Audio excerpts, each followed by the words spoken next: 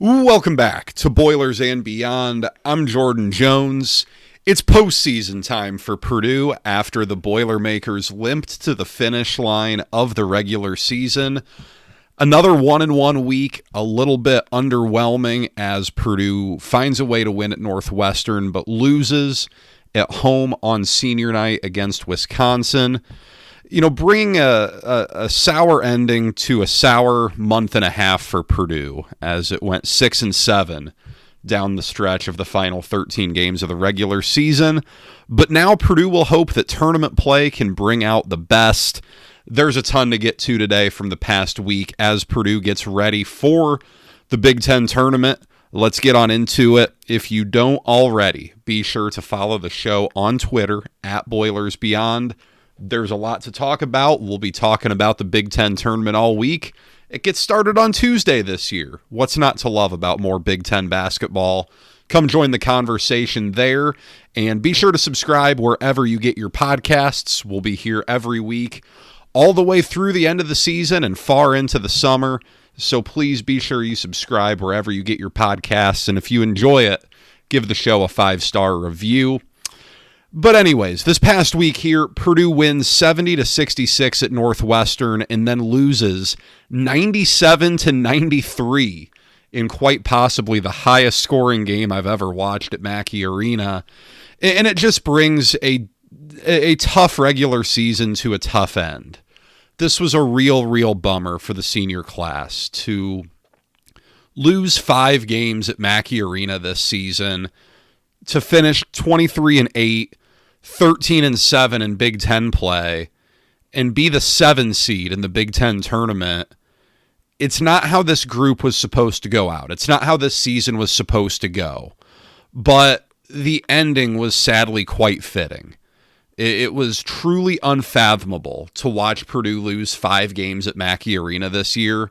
I was at 4 of them, and it's shocking. It really is. It is shocking to see that happen because Purdue has been so dominant at Mackey Arena. And when you combine the expectations that Purdue had coming into the season, and frankly, the fact that Purdue is still a pretty good team. Purdue's still a top 10 team in KenPom. Purdue, I'm recording this Sunday night, so by the time you're listening, there may be a new AP poll, but Purdue's been in the top 15 of every AP poll this season. For Purdue to lose 5 games at home with all of that is just jarring. And it really complicates the senior class's legacy in a way that's probably not fair and probably shouldn't be so complicated, because by any objective metric, Braden Smith, Fletcher Loyer, and Trey Kaufman-Renn have had wonderful careers at Purdue, both individually. All 3 have had excellent college careers, and they've been a part of some really good teams. You heard it in their senior speeches. These are good dudes who have given a whole heck of a lot to Purdue basketball. And I'll talk more at the end about some of the statistics on senior classes and how few have stuck together. But in this era of college basketball, you don't see guys do this in one spot. And they did. They stuck with Purdue when they didn't always have to. And there may have been reasons to look elsewhere, but they never did. Certainly not publicly, and by all accounts, not privately either. They've had a ton of success. They've done a ton of great things, but you also see it in press conferences, in media availability. It looks like it's all wearing on them, and it's completely understandable. Of course, Oscar Clough and Liam Murphy celebrated their senior night as well. I'm not really referring to them as much. Oscar Clough has had a nice season for Purdue. He has filled the role that Purdue wanted him to fill. Liam Murphy never quite got his foot in the door of the rotation, coming off a shoulder injury. Got beat out by Jack Benner, just plain and simple. But this season hasn't gone as planned. The expectations coming into the season are what has really done this, because look, Purdue's 23-8.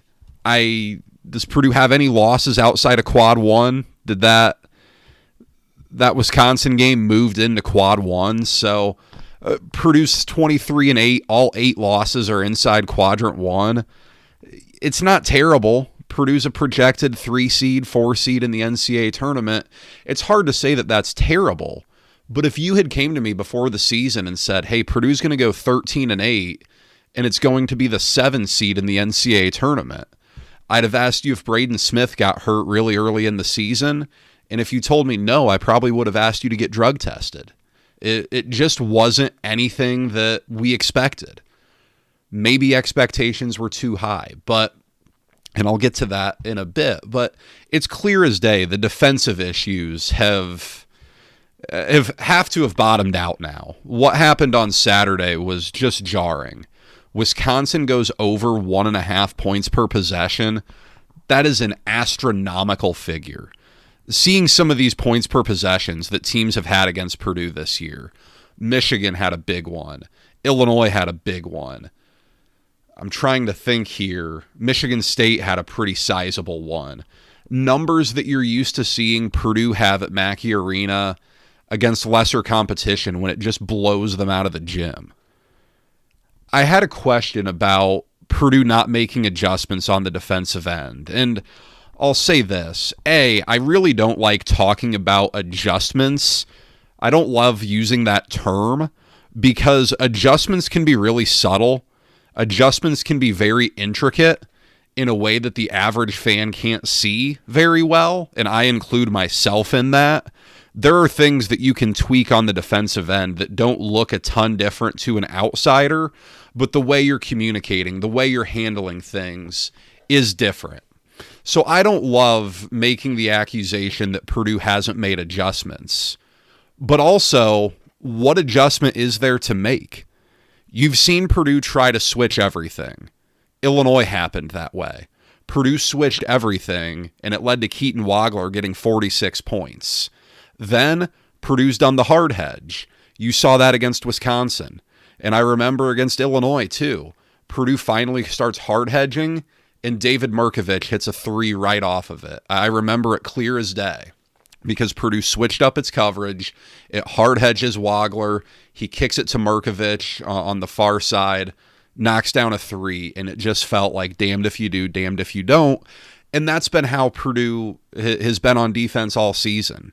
Whatever it tries, it just hasn't worked. Purdue's played drop coverage at times. Purdue opened up the second half against Wisconsin in drop. It didn't work. What's next? You can't really play straight up.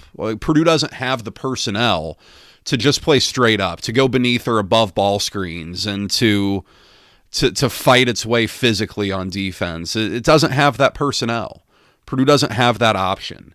And that, maybe it's an indictment on the personnel, but you don't see many teams do that in college basketball anymore. You really don't. The game has changed a lot, with high ball screens being the vast majority of the offense initiation that happens in the sport. If you want Purdue to play a zone, go ahead, but Purdue doesn't have a personnel mix to play a zone well either. I mean, if you're playing a 2-3 zone with Braden Smith and CJ Cox at the top, that's really small. That's not very disruptive at the top. It's a personnel grouping that Purdue just doesn't have a great defensive team. Now, can it be better than this? Absolutely. Purdue can be better than what it's shown over the last month or so on defense. But when you don't have any elite perimeter defenders on the roster, and you don't have any elite rim protectors on the roster, it really requires you to be really good in communication, to be really good in what you want to do, whether it's the hard hedge, whether it's switching, whether it's drop. Whatever your answer is, you need to be really good in it, and Purdue hasn't been really good in any of it. It's been a pick your poison type of deal where Purdue is trying to optimize its strategy for each opponent, but none of it's worked well. It just hasn't worked out.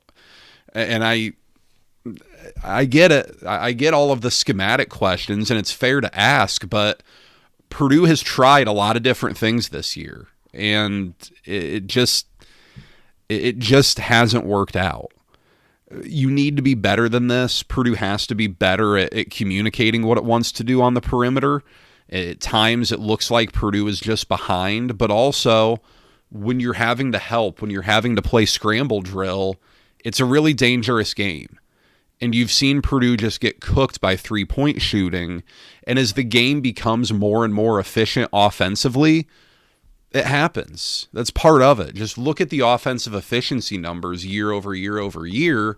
The game is getting more efficient on offense because Purdue has had some teams that have not had great athleticism, that have been better than this defensively. Purdue has had teams where you look at the collection of athletes and it's not particularly impressive, but it is better than the product that Purdue is putting out there right now. It's got to get better communicating. It has to get better at executing what it wants to execute defensively. You look at the last couple of years or last season, Purdue really looked like it was bottoming out down the stretch, and in the NCAA tournament, it played well. It played well. Of course, High Point and McNeese weren't exactly the 96 Bulls, but Purdue went and played really well defensively against Houston and gave itself a chance to win. So I don't know. I don't know what the answer is there, but to put up 93 points at home and be incredibly efficient on offense and still lose is absolutely shocking. Purdue did it against Illinois. It was great offensively. It wasn't enough. Purdue was pretty good on offense against Michigan State. It wasn't enough. It's a common denominator situation at this point.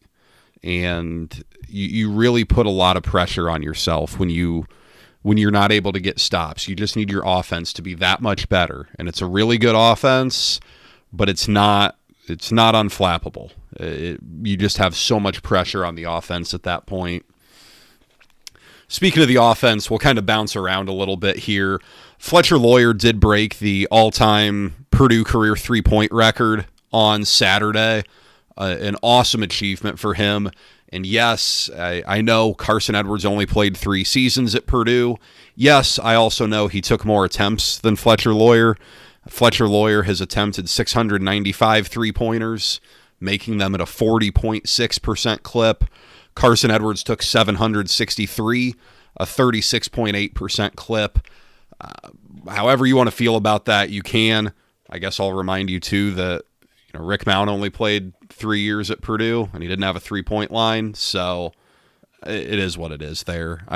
Zach Edey broke the record fair and square. You can only play the cards you're dealt, but it's been a fantastic career for Fletcher Loyer at Purdue. I genuinely believe that he will go down as the most underappreciated player in Purdue history. The gap between what he has accomplished on the floor versus the public opinion beatings that he takes on Twitter and the message boards is vast. It's a really great accomplishment. He's now in the top 15 in career scoring at Purdue. He cleared the 1,700 career point mark on Saturday. You saw him this week make some really nice plays inside the arc, too. He's not just a three-point shooter. He's a really good offensive player.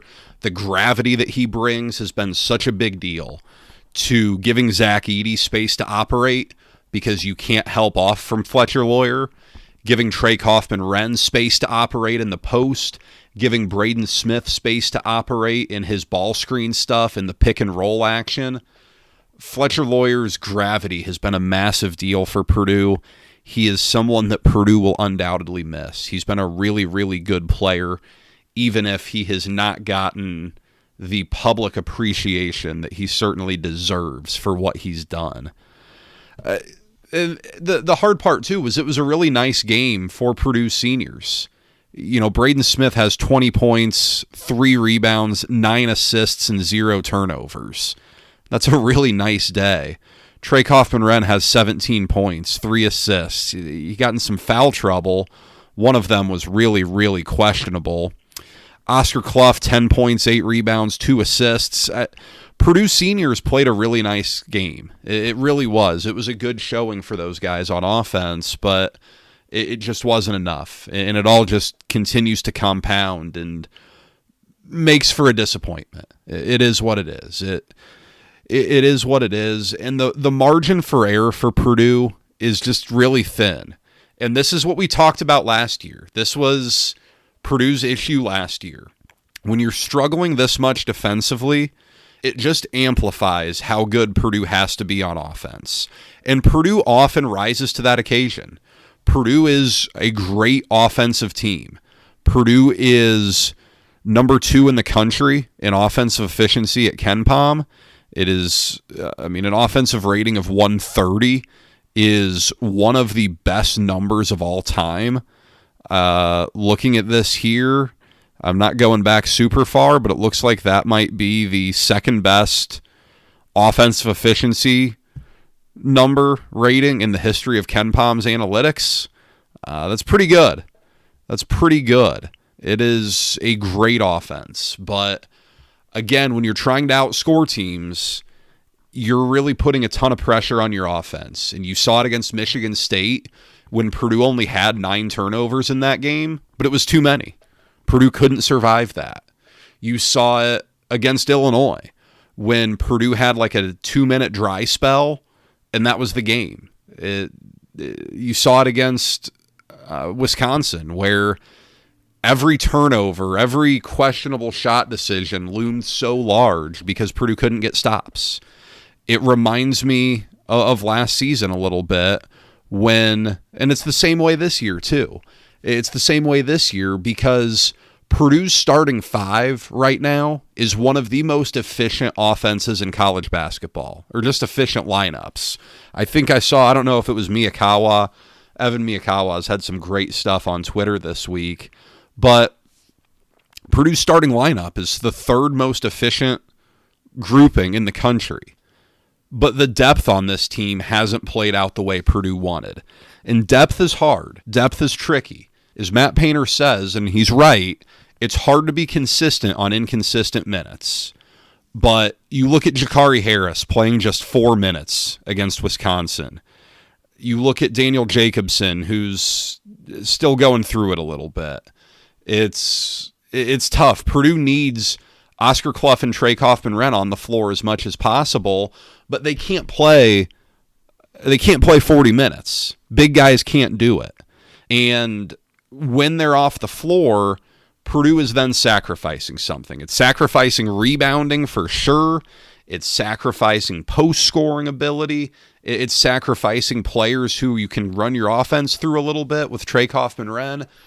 And you can't have them in foul trouble, but they play the center and power forward positions where foul trouble is going to happen sometimes. You're down there fighting for rebounds. You're down there fighting for loose balls. Fouls are going to happen.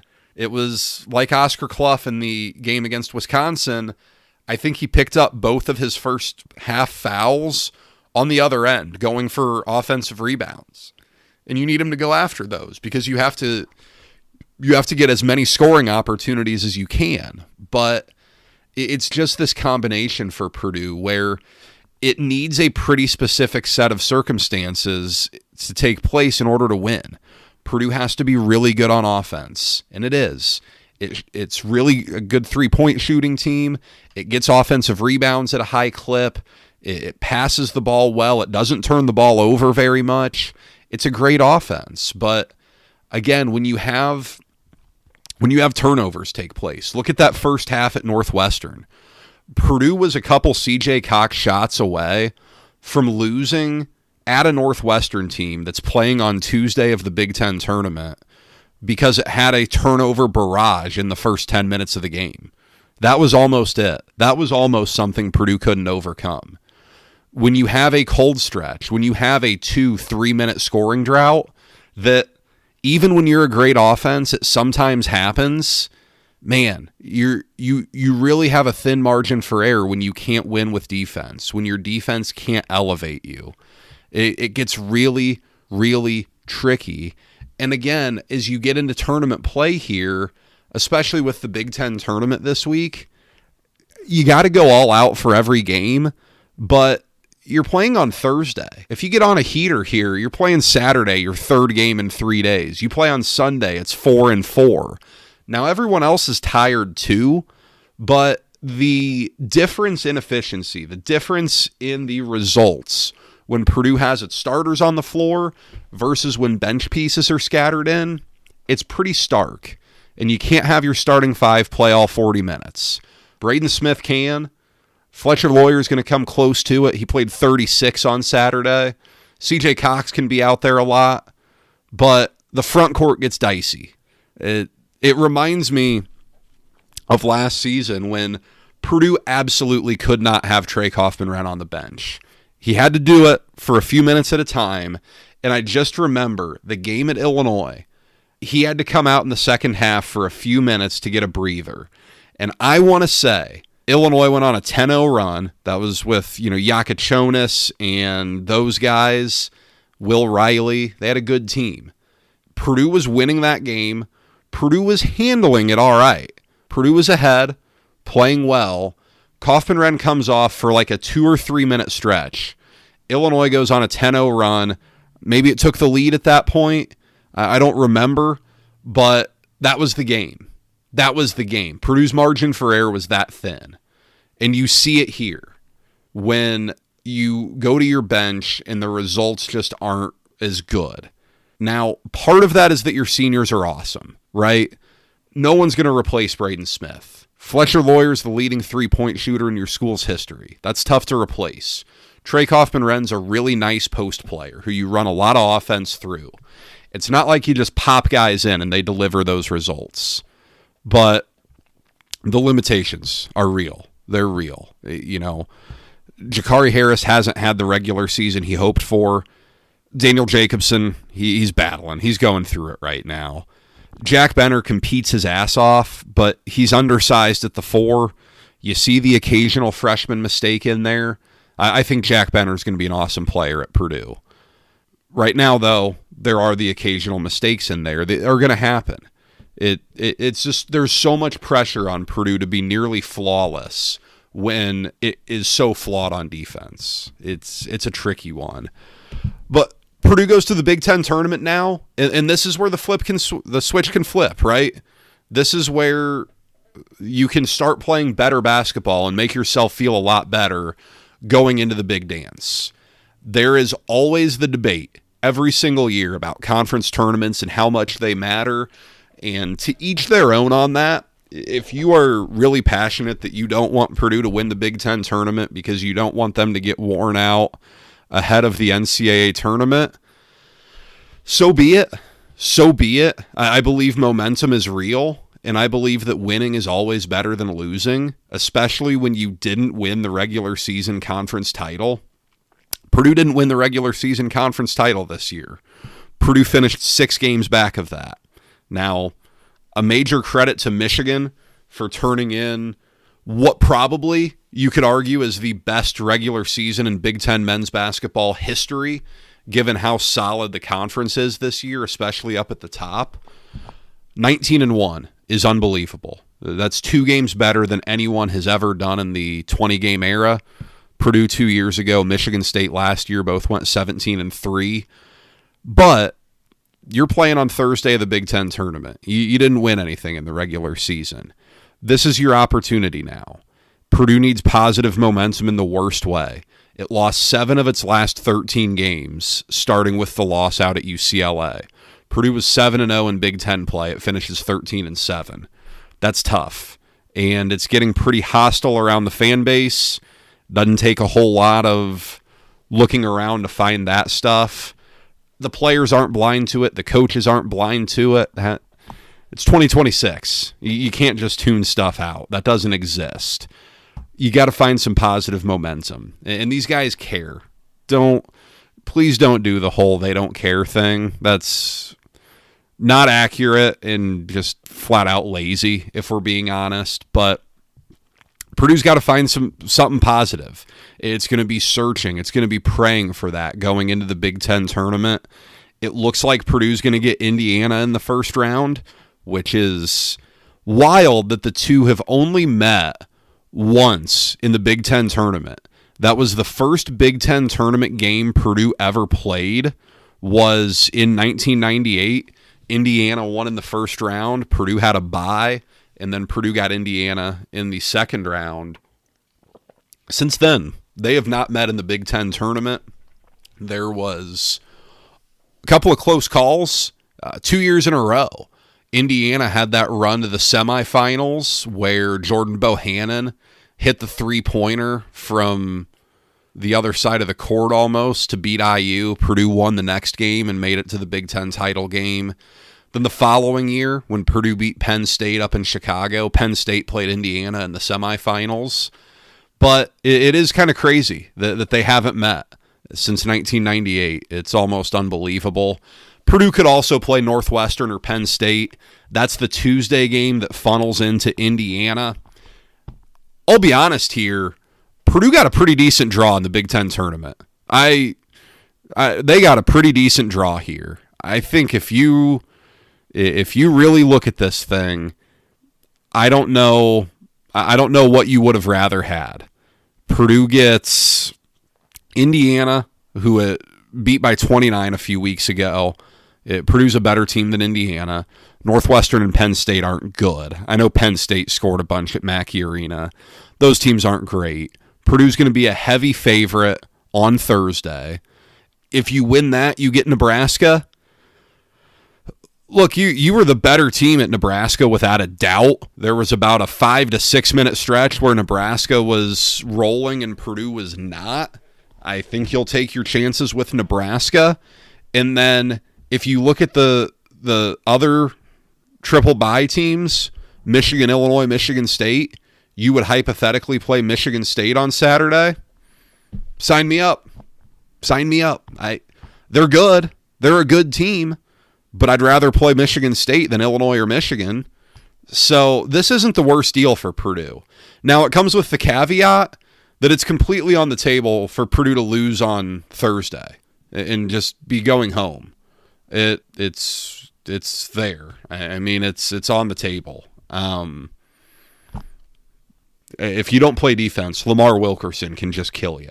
He can just kill you. You just saw Northwestern do some pretty good things against you. It is what it is. But I think if you're Purdue, you like where you're at here, and you just have to find some momentum. It's not easy. It's not a switch Purdue can just flip necessarily. It's not a lack of effort. That's not a thing. Purdue's got to find some answers here, but you get out of your normal routine. Maybe that helps. You're on short preps. Maybe that's not the worst thing in the world. Maybe just going out and playing a little bit more isn't the worst thing in the world for Purdue. I don't know. It is a pretty big Big Ten tournament, though, for NCAA tournament seedings. Purdue is right on that 3-4 line right now. I don't know. It probably depends which bracketology you look at. The bracketology Delphi Club is probably my favorite place to look. I saw they had Purdue on the 3 line earlier. Lenardi had Purdue on the 3 line. Mike DeCourcy had Purdue on the 4 line. Look, if you go out and lose in your first game, you're probably sitting there praying you don't fall to a 5. That's probably on the table if you come out and take a loss in that first game. But if you can go on a nice little run, I think you can solidify yourself as a 3. If you go out and win the dang thing, maybe you get up to a 2. I don't know. But for Purdue right now, you want to stay on the 3 line, and you just want to feel good about yourself. It's been a long time since Purdue has felt really good about itself. You need that here. You need that going to the NCAA tournament. You need some positive momentum, and that should really help things. I wanted to talk about the senior situation a little bit too, and I give credit to Isaac Trotter at CBS Sports for this incredible statistic. In the Power 5 basketball conferences, including the Big East there with the Power 4 from football, there are 22 seniors who are finishing their careers this month having only played for one school. 10 of those 22 are in the Big Ten, and 3 of those are Purdue's Braden Smith, Fletcher Loyer, and Trey Kaufman-Ratton. It illustrates a couple things. Number one, it shows how unique Purdue is in this current environment, and it shows how unique this senior class is. As I said, give them all the credit in the world, because They could have transferred. I mean, right away. They have a brutal, brutal loss, and they could have just split, right?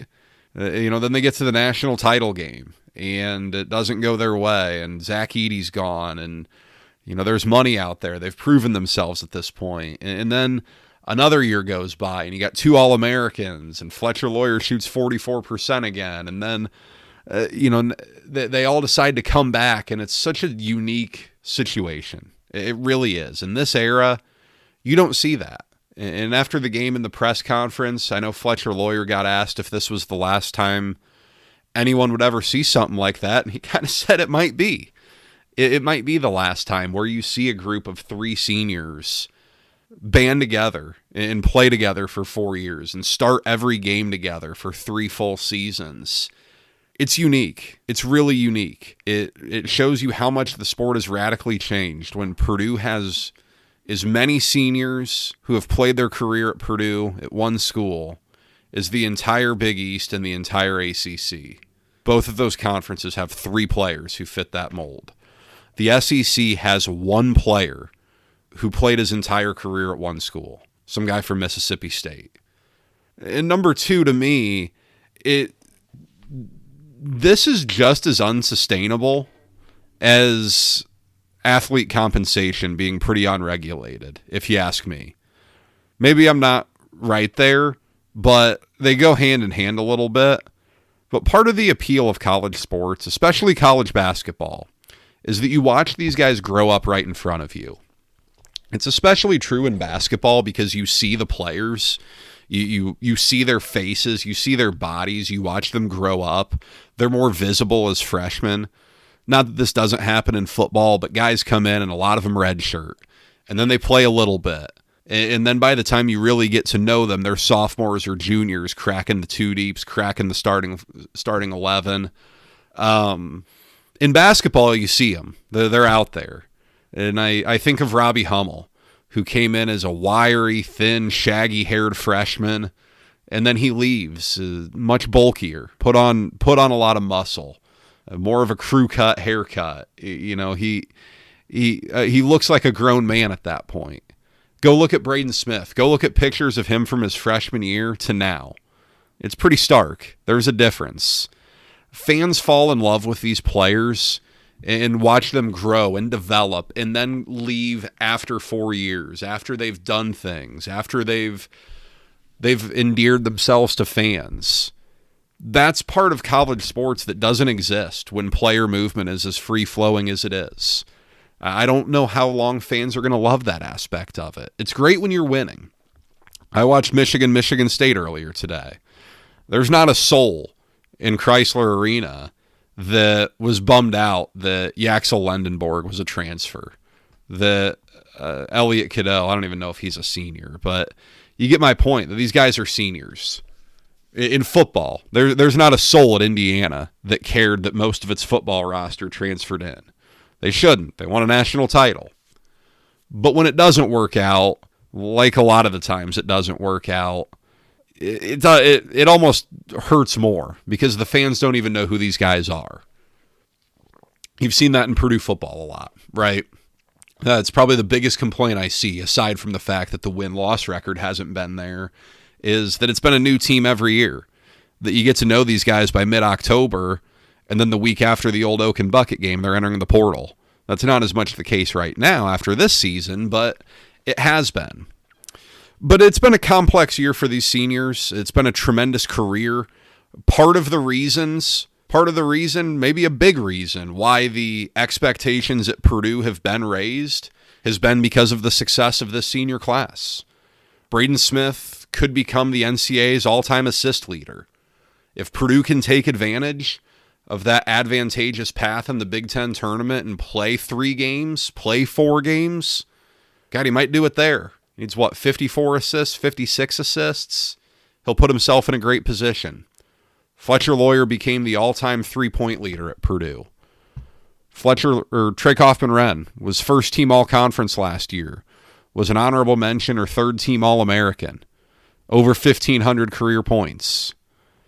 You may not see something like this again. And for these guys, I I do hope that they can go out on a positive note, because what they got in their senior night was a disappointment for everybody, and especially for them.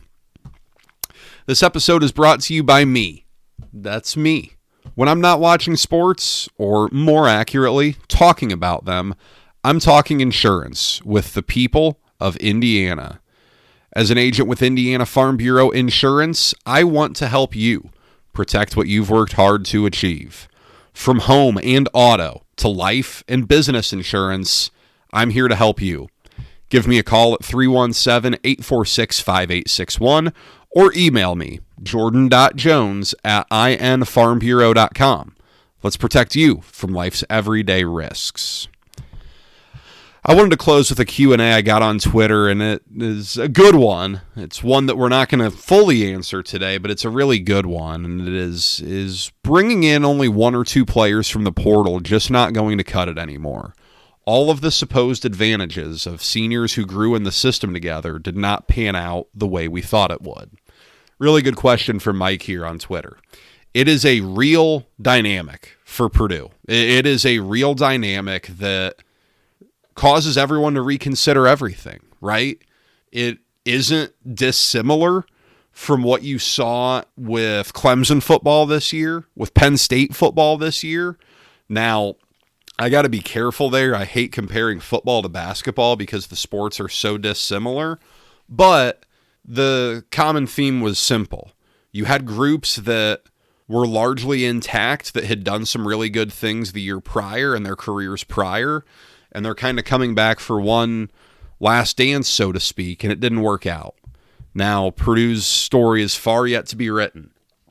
That is the beauty and misery of college basketball all lumped in one. Purdue can go out and find a way to make the Final Four, and no one's going to care that Purdue lost 8 regular season games. But Purdue could be sitting here at 29-2 like Michigan, and if it got bounced in the Sweet 16, a lot of folks would be viewing the season as a complete failure. It's college basketball for you. I'm going to look back at the end of the season. I've had this planned for a while now. I'll kind of take a deep dive into the roster construction situation and look at what Purdue did for this year, what Purdue has lined up for next year, and just kind of where it all fits, what Purdue's trying to accomplish, some of the pitfalls of it. I've got that episode mapped out mentally as to how I want to handle that. But what I will say definitively here and right now at the end of the regular season is this. If there was one fear coming into this season that was very rational, that was very fair, it was that Purdue was going to be too much like last season's team and have some of the same fatal flaws, because you have the same top 3 players. And nobody, I certainly don't think anybody, expected any of Purdue's additions, be it Oscar Clough, be it Liam Murphy, be it Omer Meyer, be it Daniel Jacobson coming off a red shirt, or even internal growth from C.J. Cox and Jakari Harris and Jack Benner coming off a red shirt. I don't think anybody expected Purdue's top 3 scorers, Purdue's top 3 players to change hands. They were going to be the same. And it was completely valid to worry about that level of continuity yielding similar results. And right here, right now, at 9:33 p.m. on March 8th, I think it's fair to say that it came to fruition. That if there is a reason why Purdue went 23-8 in Big Ten play, it's because the team was more similar to last season than you would have hoped. There's a lot to that question. As I said, that can be an entire episode where we look at what Purdue brought in and how it went and what Purdue did and didn't do. But yeah, I mean, there's something to be said for that. And I'll also add that this stuff changes so quickly that it's hard to really form opinions. The rules on this stuff change every year. Now revenue sharing is here, and allegedly you're not going to be able just to go out and spend it like it's monopoly money. But I don't know that anyone actually believes that that's going to be enforced. There was a one-time transfer rule at one point. That didn't go well. The landscape has changed every year, and that makes it really hard to judge decisions year over year. But long story short, yeah, if there's a most valid criticism, it is that Purdue is too much like it was last season. And that's a very double-edged sword, mind you. Purdue was a 4 seed in the tournament last year. Purdue was a whistle in a basket away from playing Tennessee in the Elite Eight for a chance to go to the Final Four. It can be a lot worse than that, but for a team that was preseason number 1, the regular season results left a little bit to be desired. We'll see if that can change in the Big Ten tournament this week. It's going to be a fun one. I think it's going to be a really fun Big Ten tournament. The conference is good this year, especially at the top. Tuesday and Wednesday could be some really ugly basketball, but Thursday on, I think is going to be some really good stuff. Follow me on Twitter, @BoilersBeyond. I'll be tweeting about it. I'll be talking about it all week. I look forward to it. It's going to be fun. It's going to be fun. Follow the show on Twitter, @BoilersBeyond. Subscribe wherever you get your podcasts. Send me a question, Twitter, email the show, boilersandbeyondpod@gmail.com. The next time we talk, guys, we'll have a bracket. Maybe, if Purdue gets bounced early, maybe I'll record an episode. We'll see. But Selection Sunday is almost here. It is the start of one of the best 3-week stretches in the calendar. So enjoy the games, guys. Safe travels to anyone heading to Chicago. And we'll talk soon. Take care.